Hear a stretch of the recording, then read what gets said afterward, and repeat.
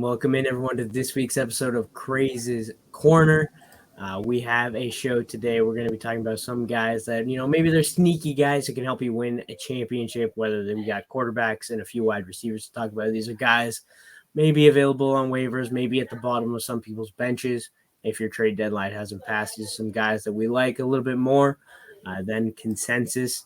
But first, we got a few news topics to talk about. First, big news topic. Deshaun Watson is going to miss the rest of the regular season with a shoulder injury to his throwing shoulder. He lobbied team coaches and doctors to let him play through the injury. They said no. The team shut him down for the year. DTR will be starting in his place, so that'll be something to monitor. We'll see how DTR does. I know Will's a big fan of DTR. Traded for him in our Dynasty League from me. So Will's excited to see what he's got in DTR. Second news story is Ken Dorsey has been let go by the Bills. Joe Lombardi is going to be taking over. He was the Panthers' offensive coordinator with Matt Rule when they first started. So we'll see what this means for the Bills' offense. They should hopefully lead on the run a little bit. We'll see if they actually do that. I have no faith in their new offensive coordinator as a Panthers fan. So we'll see exactly what comes to this offense. But hopefully it looks better than what we've seen over the past few weeks, and Josh Allen can bring those turnover numbers down. And the third news story, Will's also excited for this one. His guy, Matthew Stafford, coming back from the thumb injury this week. This is big news, mainly for Cooper Kupp and Puka Nacua.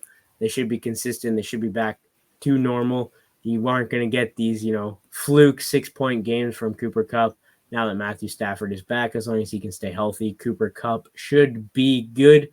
I want to know, do you guys think Matthew Stafford is going to be back with the Los Angeles Rams next year, or is he going to retire after this season? And you can let us know using the MEedia app. The MEedia app is a virtual press conferencing app that allows you to host a virtual press conference from your phone. You can just open up the app, quickly either answer a question someone's asked you, or just record the press conference, and then it'll allow you to post that press conference to any social media platform that you would like. So you can go check that out. It's available on the Google Play and the App Store.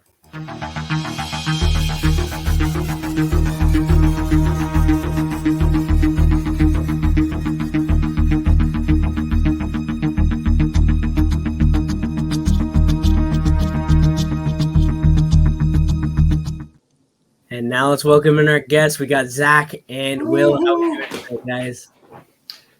What's going on, man? Look how much room's on the screen when we don't have Jeff around. Yeah, literally. Like we fit the screen so much better.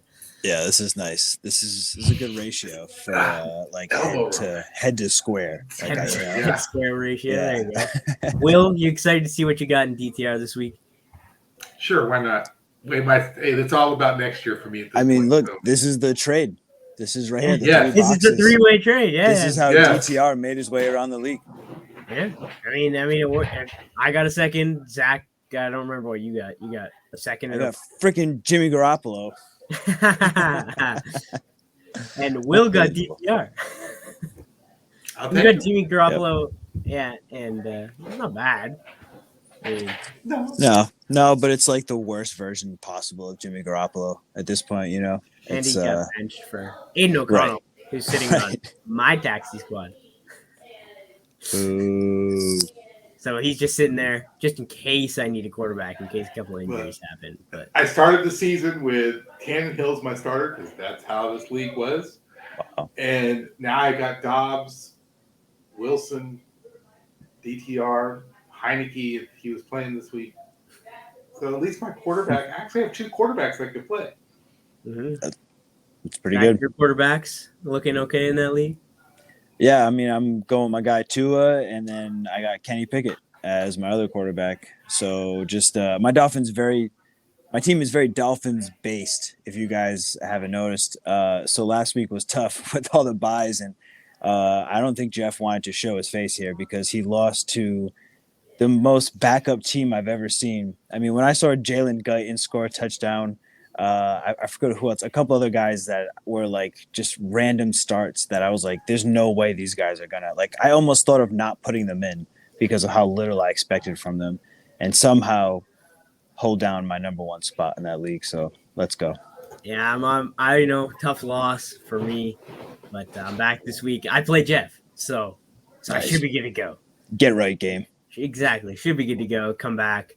win another game. I'm only one game back from you, but you got way more points than I do.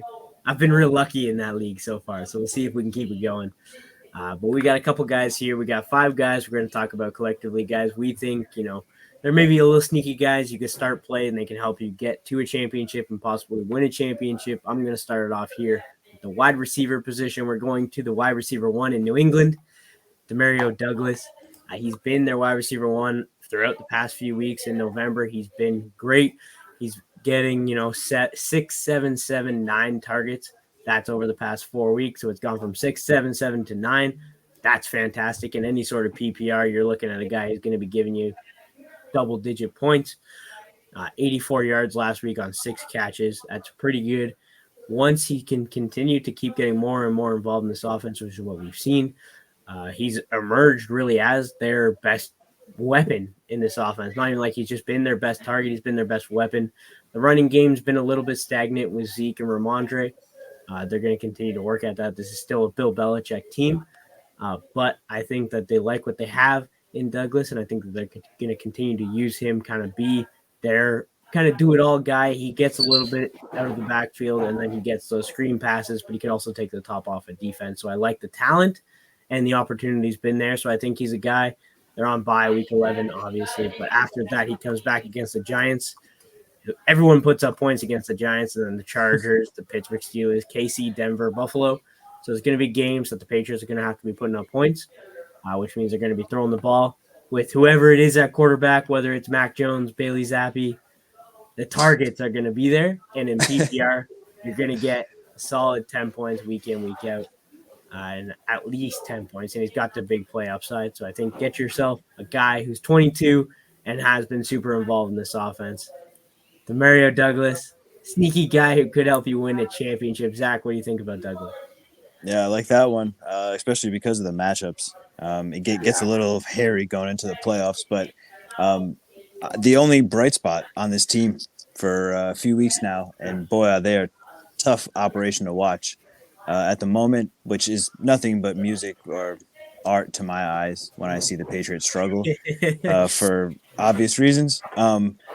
But yeah, I think you got it there. If you have to squeeze some sort of fantasy production out of New England, it would be Douglas there. YPC, nothing but green lights, yards per catch. So clearly efficient with whatever work he does get. It's just a matter of do they make a change at quarterback?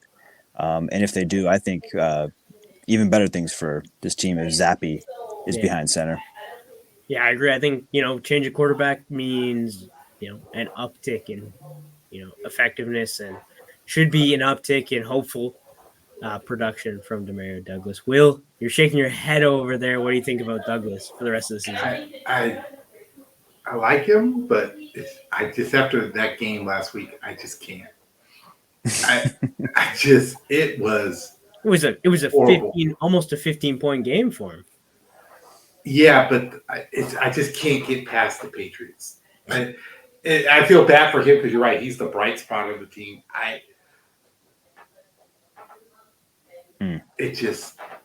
He also happens to be on my roster. Well, for Dynasty, it's probably a great hold. I can't have it on your roster. Yeah, he's more of a deeper league guy for sure, I think. Yeah. Or like a 12-team up. Yeah, I think in a 12-team league, you're looking at your flex spot. You're looking at a guy that maybe gets you 2 points or 20 points, or you got Douglas who's going to get you that 12 to 15 range. I think is kind of where he's going to be the rest of the season. I think he's going to be consistent. And consistency has been hard to find. Got to throw it to somebody. And it's been him. It's not Juju. Kendrick Bourne's gone for the rest of the season.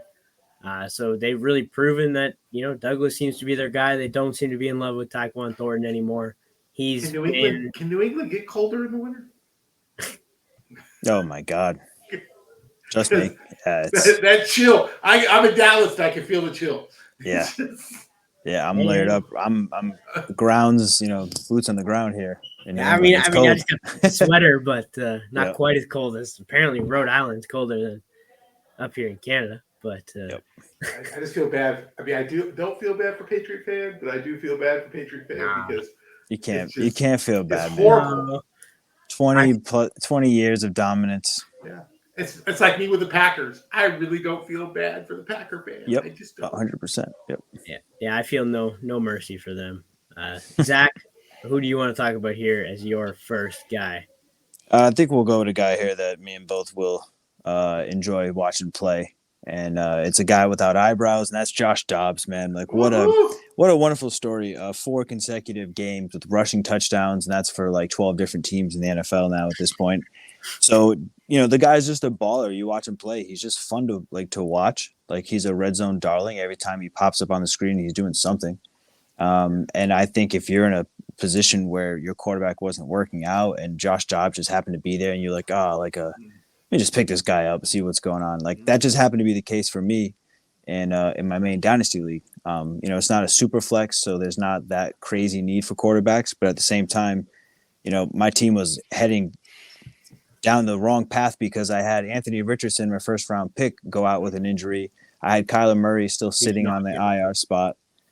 So I had to go with somebody. So I just happened to pick up at the time. It was Josh Dobbs and Gardner Minshew were like the 2 best guys. I picked them both up and I was like, let's see, just happened to throw Josh Dobbs in, and he's been my starting quarterback since. So big fan of Josh Dobbs. At this point, he's as elite as of a rushing quarterback as the rest of the guys in the league. If you're just looking statistically, he's incredibly efficient. Anytime he runs the ball, he's averaging. I mean, the last few games, he's north of 5.5 yards per carry. Some games, 10 yards per carry. And he scored a touchdown in 5 games on the ground this year. And that's for 2 different teams. So love the story. And Josh Dobbs, I think he's a great second half story, or just a sweetheart to the league. Mm-hmm. Will, he's now your quarterback for the Minnesota Vikings. What do you like about Josh Dobbs? Hey, I just it's a good story, right? And it's even in fantasy, right? It kind of gets mundane watching the stats throughout the game. It's just nice to have someone to cheer. Yeah, I'm a Viking fan, but yeah, it's nice to have a good guy to cheer for. Like you feel good about this story, right? 4 different teams all over the place, and now he's getting the chance with a good coach. I will say at some point in the offseason, we have to start talking about how important coaches are, especially as it relates to fantasy. Because Dobbs, and we'll see. Let me temper it a little bit. When JJ's back in 2 weeks, probably, and he has the full offense, he's had 4 weeks in the offense. He has an offensive coordinator or head coach, offensive coordinator that's creative and having fun with him. And then you put JJ in the mix. Woo. I mean, that all of a sudden you could be looking at a team that's scoring 35 to 45 points a game. And I don't know, like for fantasy, and if they're peaking right at the right time and you just happen to have them on your roster, or if in a redraft league, you claimed him 2 weeks ago because why not? You had Kirk Cousins, you needed a quarterback. Yeah, this could be the player that actually puts you over the top for a team that maybe was not really good enough to get into your fantasy championship. His points, the way the schedule lines up. They got the Lions at the end, but okay. I mean, the Lions defense is suspect to giving up points, as we just saw last week. So the Lions may win the game, but the Vikings will probably score in the 30s. So I think it'll be good for fantasy owners. You got him. I actually think if you're a dynasty owner, it's definitely a hold, especially if he re-signs with the Vikings. Like this kid next year, a whole year in this system with a creative play caller, woo, hold on to your hat. See, I like the Josh Dobbs story, but when it comes to dynasty value, I'm getting everything I can for him now. I think I'm on that side too. I don't think he has a future as a starting quarterback for the Minnesota Vikings. If they're going to re-sign someone, I think they'll bring back Kirk and draft someone. I think he just kind of is that journeyman guy. He'll go and back someone up next year. They're not bringing Kirk back. I can tell you that right now. Kirk will be with Atlanta or he'll be with one of the New York teams.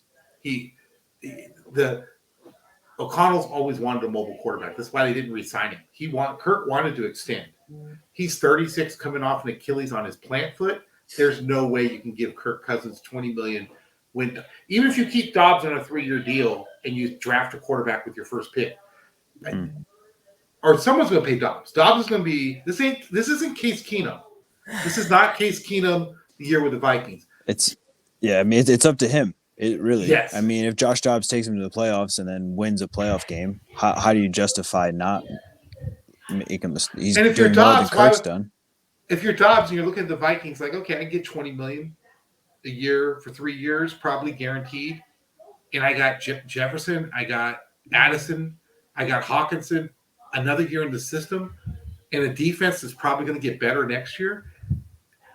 Because Dobbs could go somewhere else, and I'm biased, but I don't know if there's going to be the offensive talent around him that would let him thrive that next year. So it'll be interesting. I just say, if you got owners that want to move him down, I think it's worth the risk. Yeah, I'm fully out. I don't believe he'll be a starting quarterback come week 1 next year, barring injury in the offseason. I don't think he's going to get, $20 million guaranteed to go anywhere. Gino got 20. You duped them. Yeah. Yeah, that's the going price for an average quarterback in the NFL now. It's $20 million. Yeah. Yep. If you could play, if Dobbs keeps putting up these numbers and they win a playoff, which I don't think he will. I don't think he will. I don't think he'll keep putting up these numbers. I think he will come back down to earth. What we saw in Arizona was he's all right. What we've seen in Minnesota these past few weeks, he's been great. He's been nothing short of great. And JJ's not even on the field yet. And this kind of reminds me of what we saw from Baker Mayfield in his first 2 games under Sean McVay last year. Baker looked fantastic in his first couple of games coming out of going from Carolina to LA. He looked great. And then the end of the season happened and things did not look so great. And that's kind of the trajectory I see this going. I get he gets Justin Jefferson back. I don't fully believe in the talent of Josh Dobbs. I love the story. And I think he's all right. But I think what he's been doing is great. And I don't think he's a great quarterback in the NFL. So if you can get a 2nd-round pick for him, I'm taking the 2nd-round pick in a super flex league. I would do that easily, move on from him. But, end of season, redraft leagues. If you're in a super flex league and you need a quarterback for the rest of the season, I think he's a guy who can put up 15 to 25 points a game. Especially in a 4-point passing, 4-point per passing touchdown league. He's scoring past 5 games, 5 rushing touchdowns. That's the advantage you need in those type of leagues. So, I agree with both sides. I agree that it really hinges on the rest of the season. But long term, if someone's willing to give you something for Josh Dobbs, there's going to be a bad game coming. Would you take a 2nd-round pick for him in a super flex league? I mean, I guess I'm just looking at it differently, but he's an elite fantasy option right now. I think a first, if you're in a pinch and you're a guy starting a tight end in your super flex spot because you literally don't have any quarterbacks, but you have a 1st-round pick and you're somewhat in the mix, like send a 1st-round pick for what Josh Dobbs is doing. If you had Dobbs and someone offered you a mid 2nd-round pick, and you don't, I don't think I would take that. Not with all the injuries in the NFL right now. It'd be one thing if there were no injured quarterbacks. Right. There's not a lot of elite fantasy quarterback options on the table right now. Right, and Josh Allen is sucking. Right, so you got granted he saved his game with that rushing touchdown, but some of the other quarterbacks are just putting up mediocre numbers. Pat Mahomes has been okay, wasn't really great against the Dolphins. So that's right. Yeah. If I have Josh Dobbs, I'm moving him easy. Apparently, people want him, so you try to get more. I would say try to get more. If I had him, I would settle for a 2nd. I would move on from him for a mid 2nd. I think that's enough for me. I don't think he's going to be a starting quarterback next year. So if I can it's a perfect situation for me. If I can get something for a guy who had no value at the beginning of the season, I'm doing that easy. I consider that. I just gained a 2nd-round pick. Yeah. And to me, that's a win. But we do got to move on here. We got 3 more guys we're going to talk about, non quite as in-depth as we got on Josh Dobbs. But I want to go back to his former team, the Arizona Cardinals, who just got Kyler Murray back. And I'm going to talk about their rookie wide receiver. I picked 2 rookies that can help you down the stretch, and that's going to be Michael Wilson, 2nd-round pick.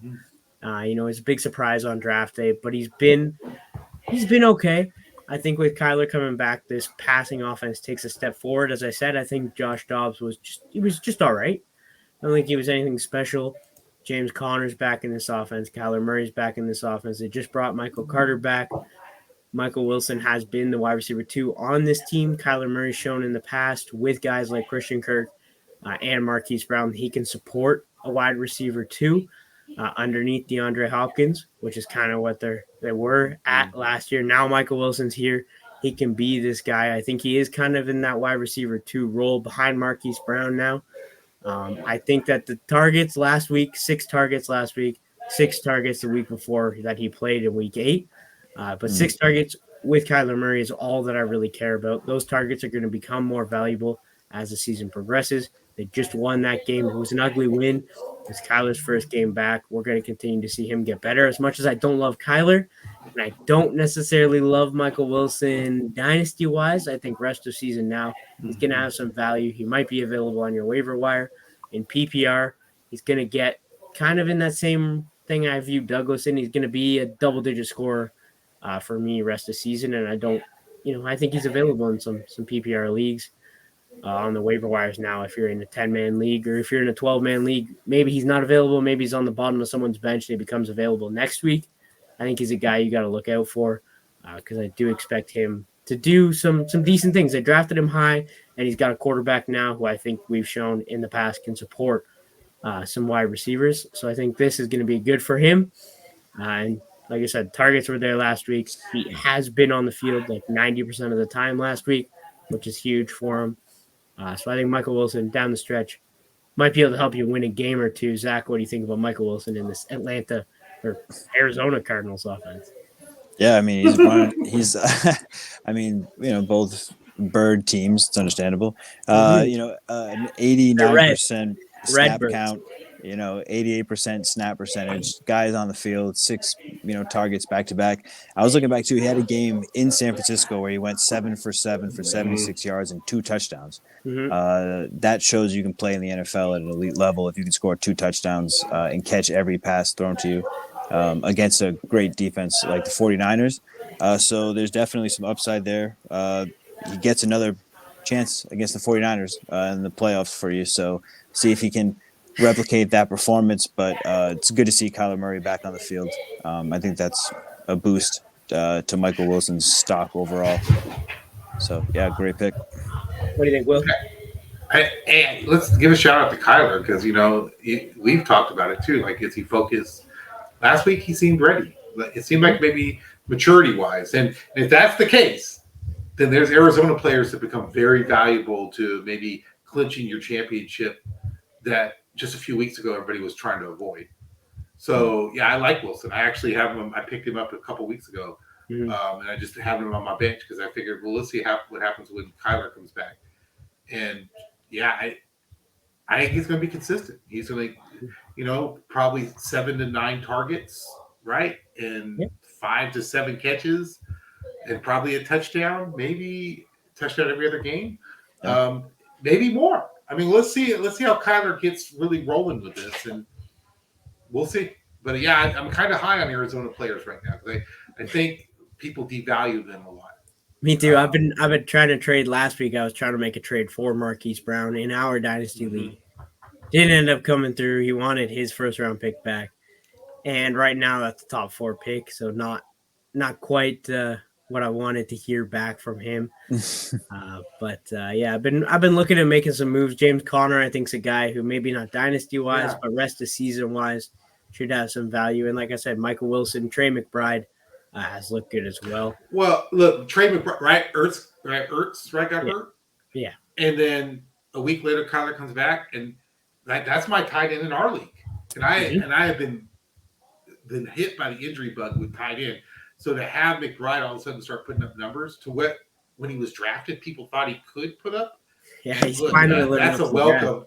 That is a welcome sight for some of us to start seeing him. I was debating putting him in this spot too, to be honest. But I figure at this point, after a few big weeks, he's starting week in, week out. So I didn't quite want to put him in this category. But a couple weeks ago, he definitely would be. Zach, who's the next guy you want to talk about coming off of a decent week himself?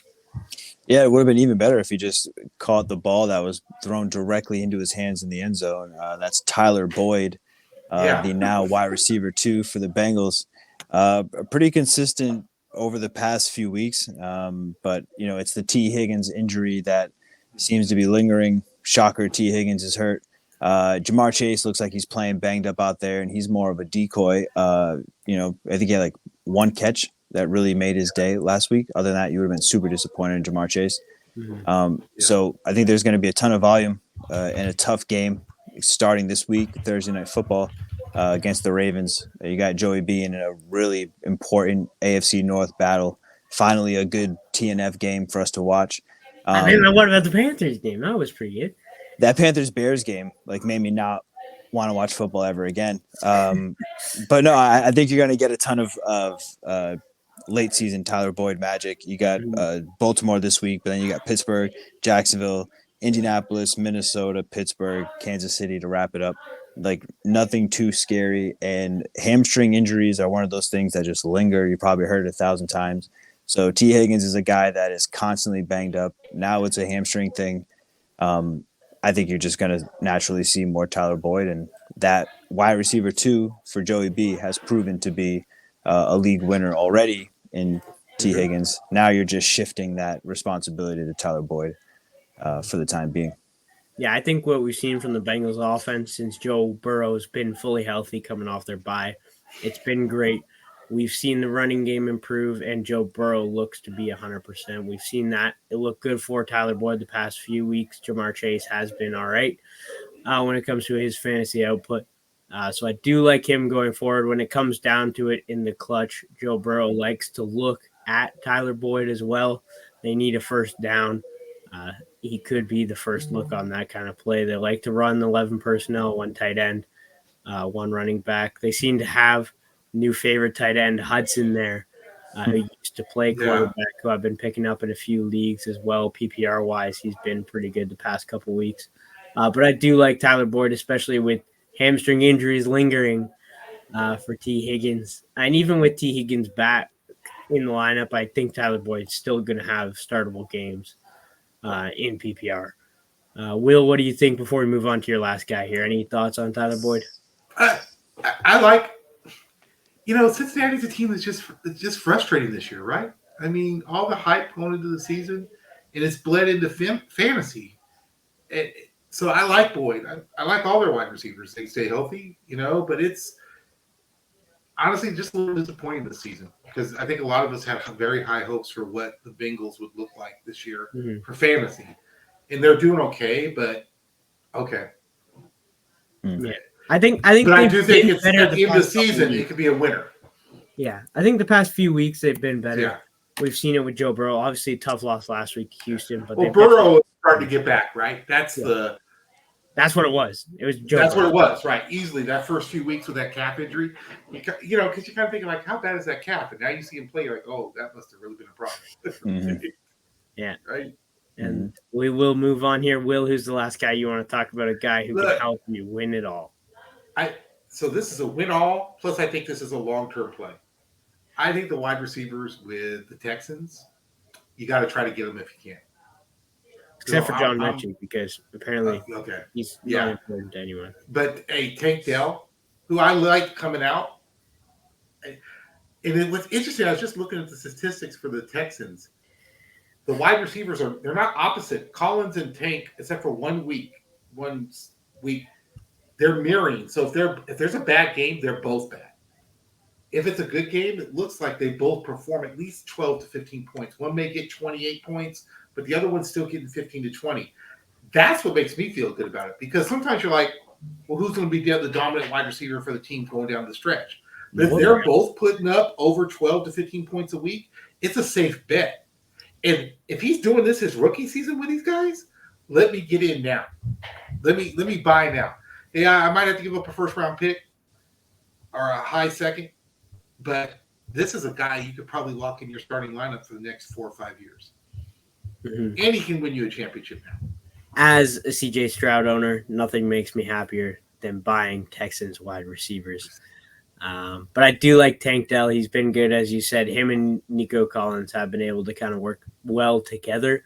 The offense seems to be succeeding. The running game is almost non-existent. So when the Texans are doing good, they're throwing the ball, which means that both these guys are throwing the ball.